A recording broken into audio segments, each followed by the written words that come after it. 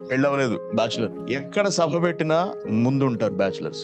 అన్ని పనులు చేస్తుంటారు. మన సంఘంలో కూడా కుటుంబం ఉంటుంది, భార్య ఉంటుంది. దేవుని పనికి వెళ్ళాలి అని ఉన్నప్పటికీ కూడా భార్య అడ్డుపడుతుంటుంది. ఒక్కొక్కసారి పెళ్లి కాక ముందు దేవుని పనిలో బ్రహ్మాండంగా కొనసాగేవాడు, దేవుని పనులన్నీ చేసుకుంటూ వెళ్ళేవాడు. కానీ ఎప్పుడైతే పెళ్లి చేసుకున్నాడో, భార్య ఎప్పుడైతే వచ్చిందో దేవుని పనికి దూరం అయిపోతున్నాడు. కొన్ని దూరం అయితే ఆలోచించుకుని సమయాన్ని సర్దుబాటు చేసుకుని మరలా దేవుని పనులకు వస్తే బాగుంటుంది.